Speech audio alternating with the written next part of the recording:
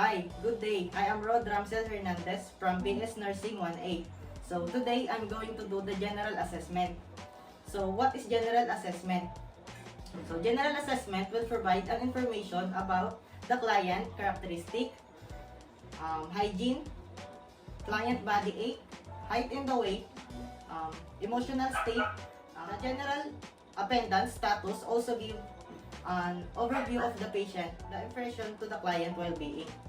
So, for the assessment, we need to identify the client first. So, what is your name, ma'am? I mean, this is Hernandez. Confirm that the procedure we will do is appropriate to the client. And next one is to explain the procedure to the client and describe how if she is cooperative to us. I will do the general assessment. All you have to do is to honestly answer the question and do what I say. Is that okay po? Next, for the planning, we need to perform hand washing first. Washing hand is to avoid transmission of microorganisms that cause an illness or diseases. Next one is to provide privacy. We need to close the door or the curtains and the windows. With that, we can show respect to the client and also to avoid some kind of distraction or external noises.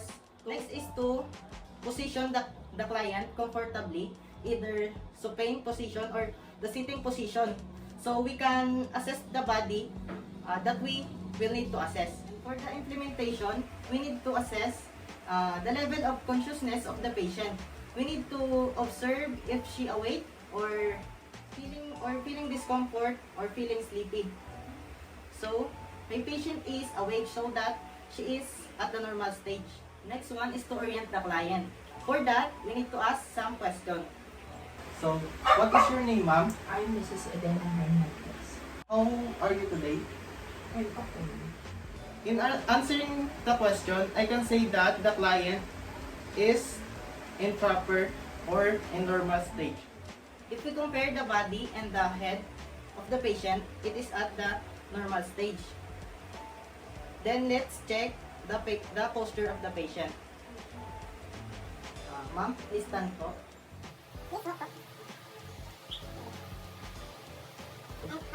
There is no abnormality in the posture. The body is at the normal stage, so that it is good. Now, let's check the movement of the patient. It must be smooth. All the body parts should have control, purposeful movement. Can you move your head po? Backwards. Downward. I can say that the movement is smooth and that is normal.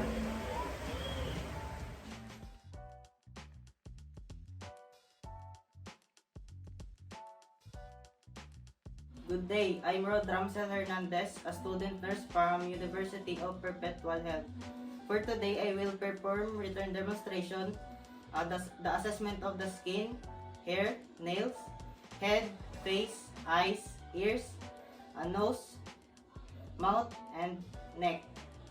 Before I proceed into the procedure, I properly perform hand hygiene and prepare all the materials and equipments. And after this, we can proceed into the assessment. So, ma'am, I'm Ramxell Hernandez. I will be your student nurse for today. I kindly confirm your name, your age, and birth date. I'm Elena S. Hernandez, 49 years old. My birthday is May 25, 1972. We need to identify the patient in order to ensure that we have the correct patient. After that, we need to explain the procedure to the patient. How do you want me to call you? Ellen. So, Miss Ellen, I try to perform an assessment on your skin, hair, nails, head, face, your eyes, ears, nose, mouth, and your neck. And why do we do this? We do this to ensure that everything is normal or no abnormalities like on your skin, like discoloration, skin lesion.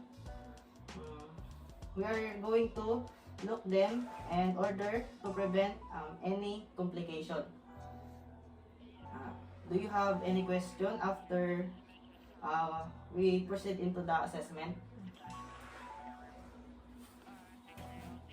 After that, we can now proceed to the first part of the assessment, which is the inspection. To raise your hand like this. So what we are trying to look here, we try to look any signs of pallor or any signs of discoloration that can indicate abnormalities in the skin. In this case, the skin of my client, the skin color is light brown, which is normal. So, what do we need to inspect first? We need to inspect first the overall skin coloration. So, may I invite you to raise your hand again like this. The next thing that we try to inspect is for the skin lesion. So now, what we are trying to look here, any signs of bruises and signs of pigmentation, spot, or other skin problems. But as I'm inspecting the skin of my patient, there are no skin lesion. If there are, you want to know their size, their shape, and the color. So what is skin lesion? The skin lesion can be macule and papule. It can also be secondary, which is hematoma, and the worst case is skin cancer. To evaluate, we have to use the ABCD pattern. We have to know the symmetry, the borders, color, diameter, and elevation. So after we inspect the skin, for any discoloration of the lesion, we can now proceed to the second part of the assessment, which is the palpation.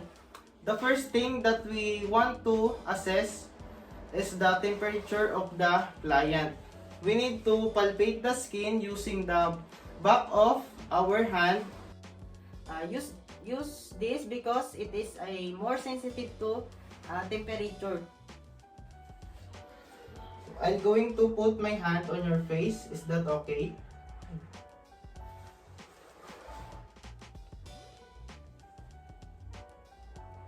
Okay, so what we are trying to feel here, we try to feel here any signs of fever, but it looks like that my client is at the normal temperature. So the next thing we have to palpate is texture and the moisture. So for the palpating the texture and also the moisture, we need to remember that the moisture of the skin wall is normal.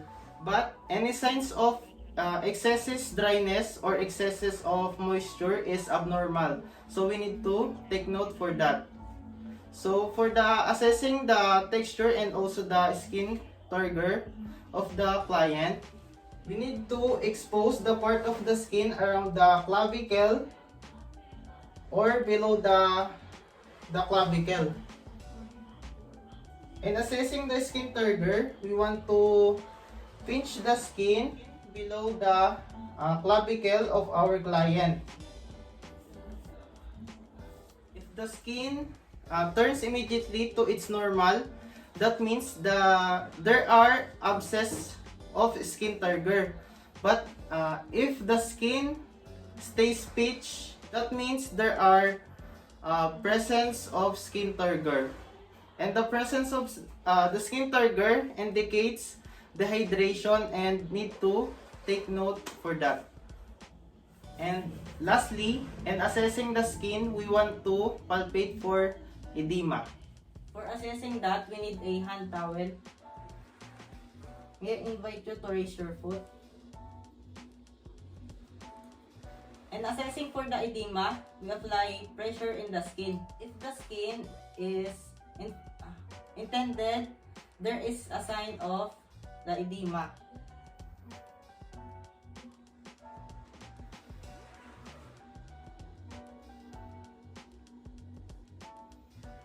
It looks like my patient has no sign of edema, so that is good.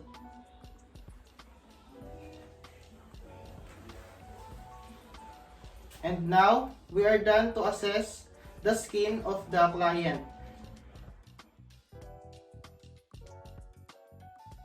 Let's now proceed into the assessment of the hair. Do you have experienced lumps or bumps in your scalp? Itching?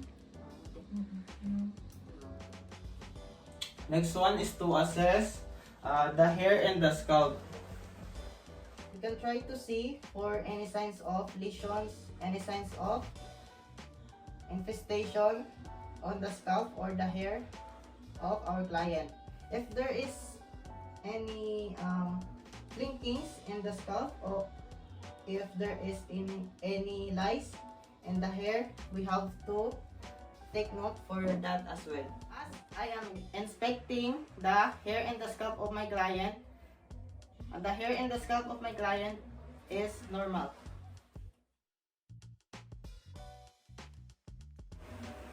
Miss Elena, I'm going to assess your nails. Do you have any question before I proceed to the procedure? Okay. Okay.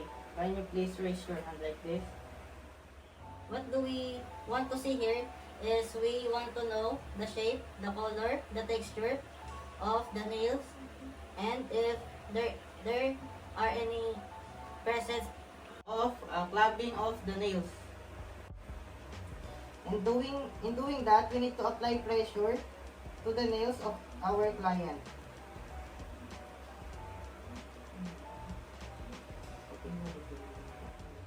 So as I'm inspecting the nail of my client are normal and no signs of abnormalities. Next is to palpate the texture and capillary refill. If the color quickly returns to a normal, it means that the nails has pus refill. Means that it is normal. And if it not quickly returns to a normal, there is a sign of respiratory problem or cardiovascular disease that eventually leads into hypoxia.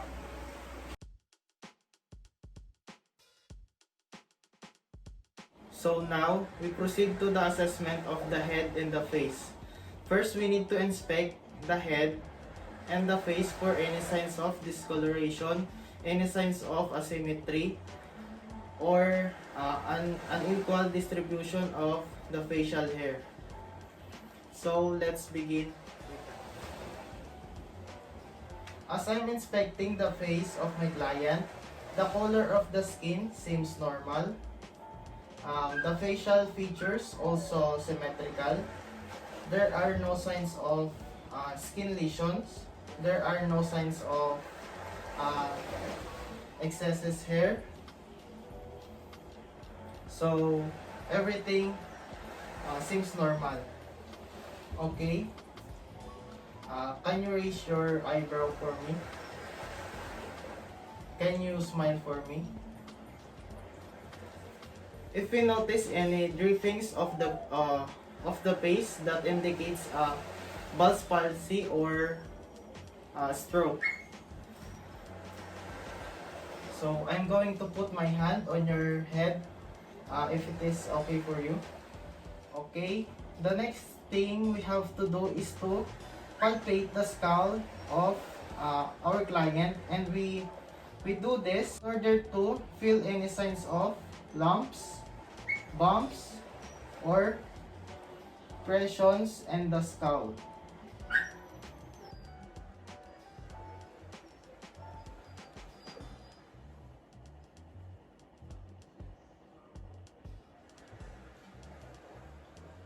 So as I'm palpating, there are no signs of bumps, lumps, so that means everything is normal. So, and lastly, we have to inspect the overall skin coloration. So we inspect the skin coloration for any signs of jaundice, sinuses, pallor, or erythema. But as I am inspecting, everything is normal.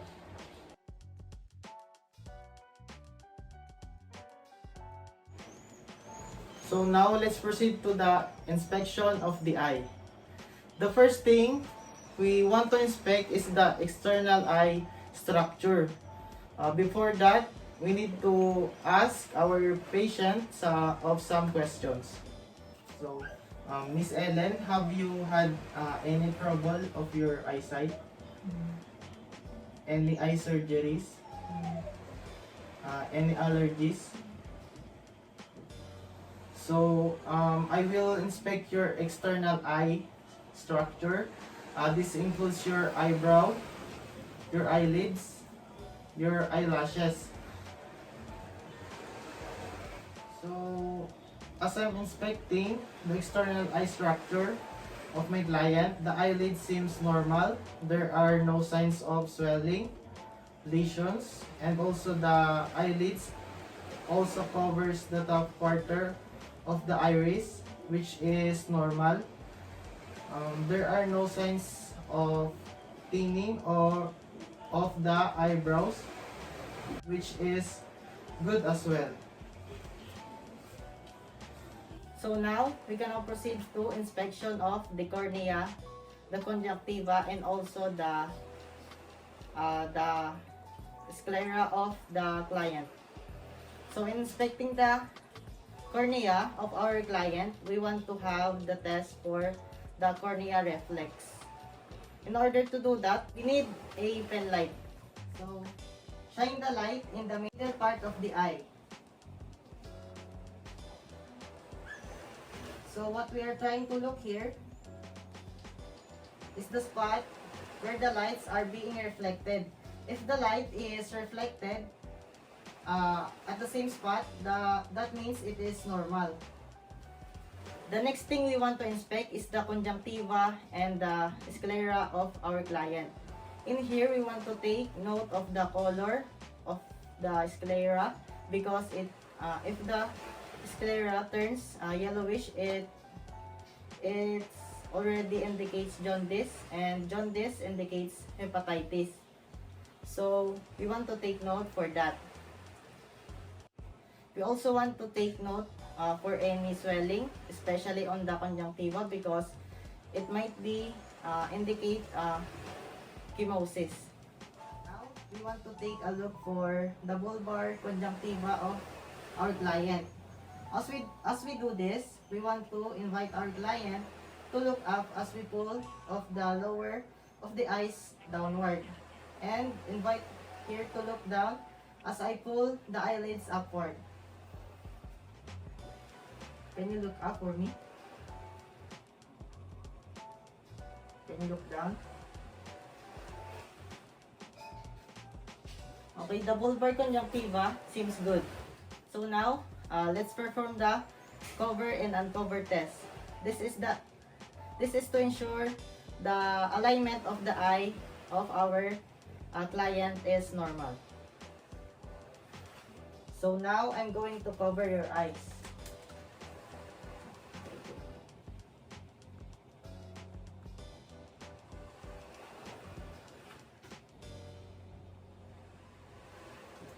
Okay, there are no signs of esophoria and esophoria, so that is okay. So now let's examine the pupil of our client. So in examining the pupil, we need to take note for the pupil should be equal, it is round, reactive, or reactive to the light. So look at me for a while. So as I'm inspecting the pupil of my client, it is equal, it is round. So let us see if it is reacting or non-reacting.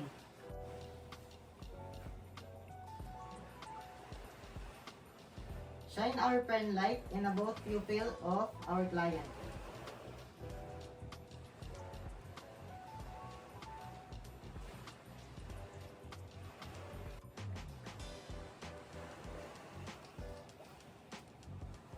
So, okay. So, both pupils seems reactive. So, now we can proceed to the test of the papillary convergence and accommodation reflex. So, what is papillary convergence? It is the ability of the eyes to simultaneously demonstrate inward the movement both eyes towards each other. The accommodation reflex is a visual attention in the object near at the face. As we do this, we have to grab our pen and move inward to the face of our client. Please look at the pen.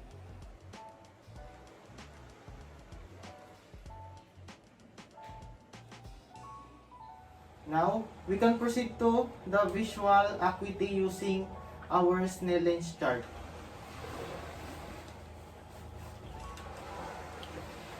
Can you read the letters for me?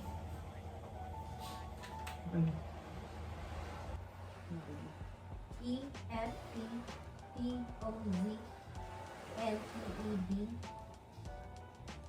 F, E, C, F, D, E, D, F, C, Z, F.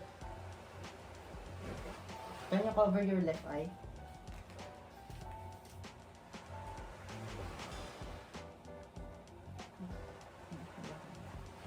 E, F, P, P, O, Z, L, P, E, D, F, E, C, F, D, E, F, P, C, E, F. Can you cover your right eye? E, F, P, P, O, Z, L, P, E, D, P, E, C, F, D, E, D, F, C, Z, F.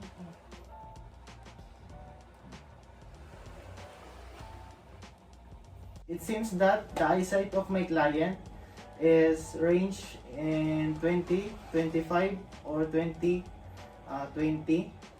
So now, we can proceed to analyzing the clients using the 6 cardinal fields of gaze.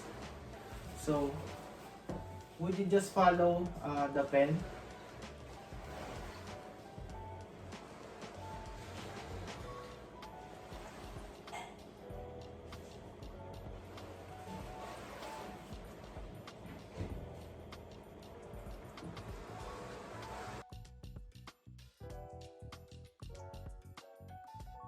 So after the assessment of the eyes, we can now proceed to the assessment of the ears. So the first thing we want to inspect here is the external ear structure of our client for any signs of redness, inflammation, or swelling.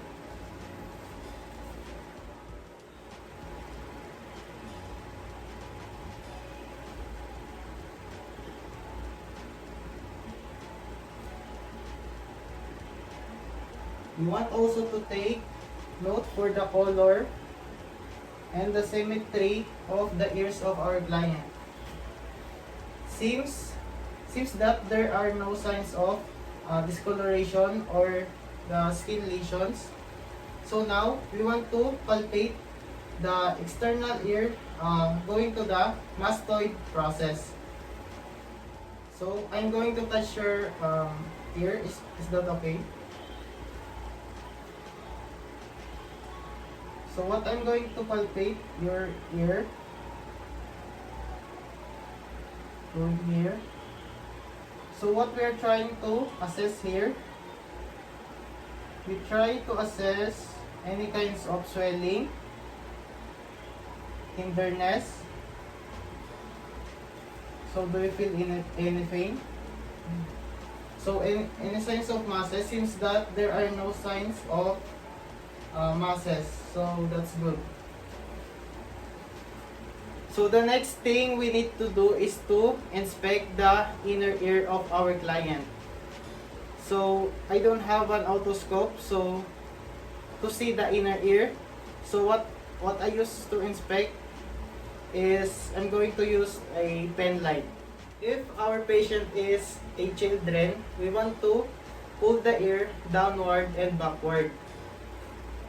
Since our patient is adult, we pull the ear upward and backward.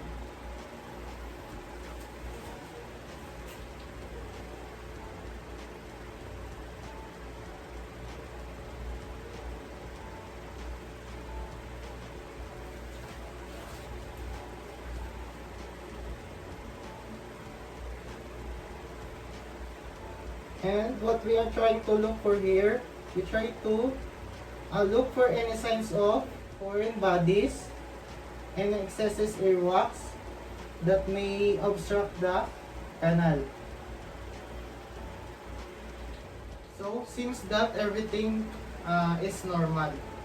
So the last thing that we need to do is the assessment of the ears, would be the whisper test.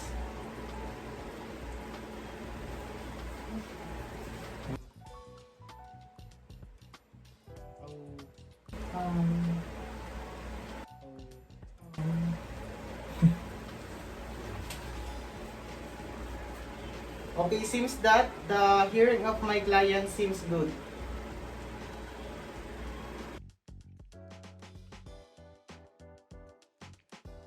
After the assessment of the ears, we can now proceed to the assessment of the nose. Miss Ellen, do you have any allergies? Difficulty of breathing? Injury of your nose and face? Medication taken? Changes in smell? The first thing we want to inspect is the external nose structure of our client. So as I'm inspecting, the color seems normal. There are no signs of skin lesions.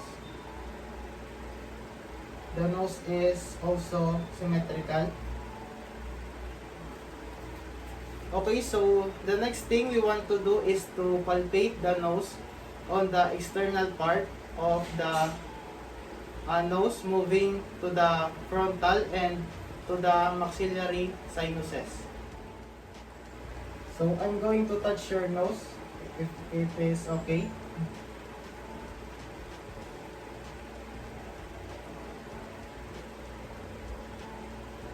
So what are we trying to feel here? We try to feel any signs of tenderness or the displacement of the bone. Okay, so do you feel anything? Okay, I'm going to the frontal sinuses.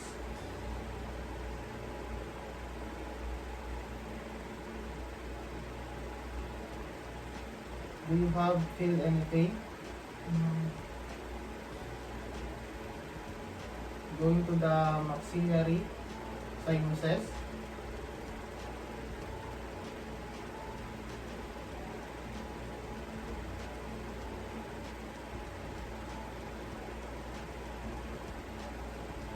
Okay, so no tenderness and no swelling, so that is good. So the next thing we have to do is to occlude the nostril of our client externally and allow her to breathe in and breathe out. So I'm going to cover your left part of your nose. Okay, breathe in, breathe out.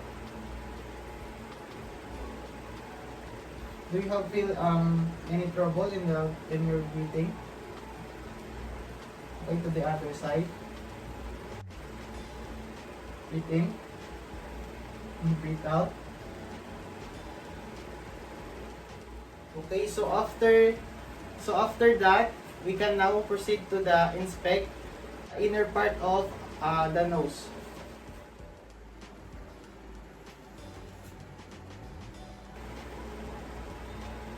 So now we inspect to any signs of redness, any abnormality, growth, swelling, or any discharge, any presence of foreign bodies as well. As I'm inspecting, there are no signs of those. So everything is normal.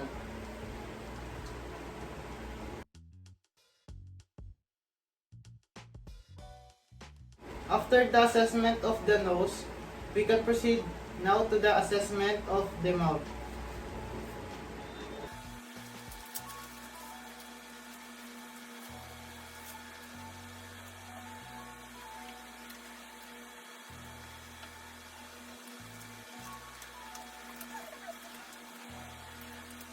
First, we have to inspect the outer lips for the symmetry, color, and the texture.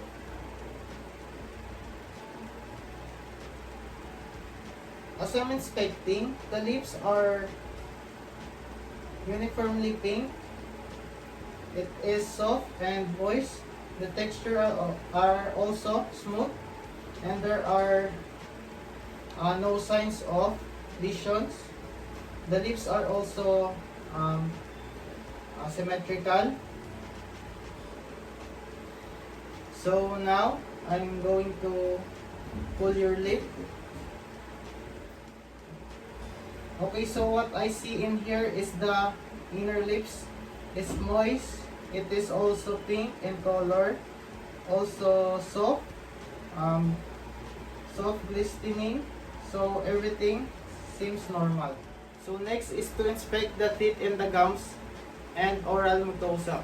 We do this by using our pen light and a tongue depressor. Open your mouth for me.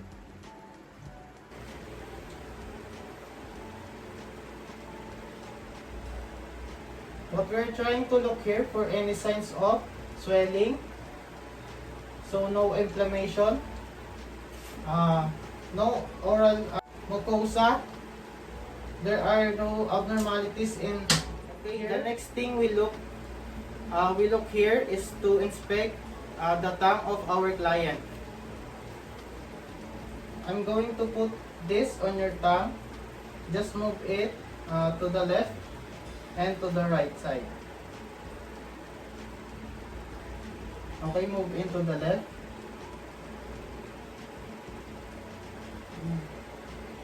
We move into the right. Okay, so that's good. Next is to inspect the uvula. Okay, can you say ah? Ah. Stick your tongue out. Okay, we are trying to look here for any signs of swelling of the uvula. So there are no signs of swelling. So it is normal. So the next is to inspect the tonsils.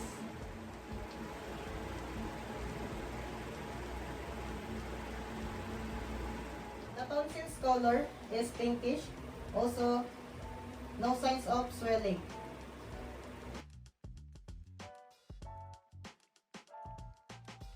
So now we are going to proceed to the assessment of the neck and the lymph nodes.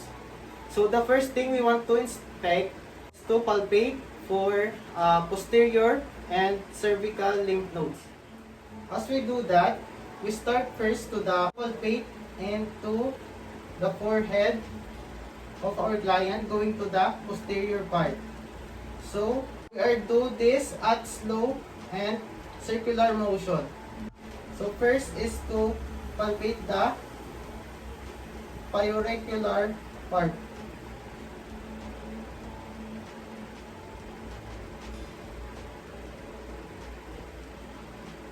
Going to the posterior.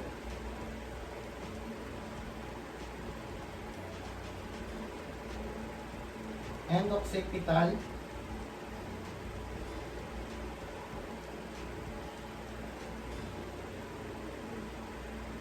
Submental.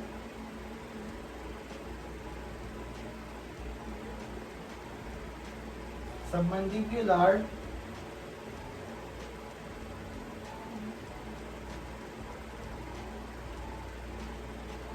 and the tonsils nodes. Do you feel any pain? No.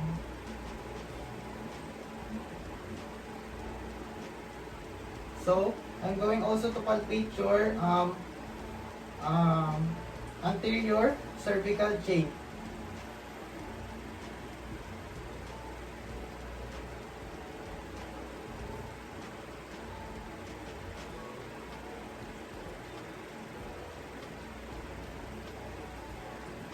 And also the posterior cervical chain.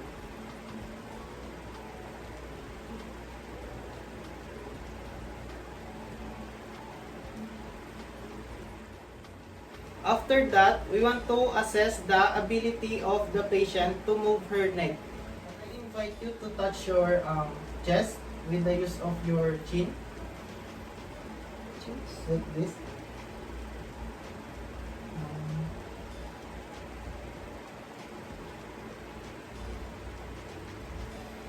Okay, so touch your shoulder.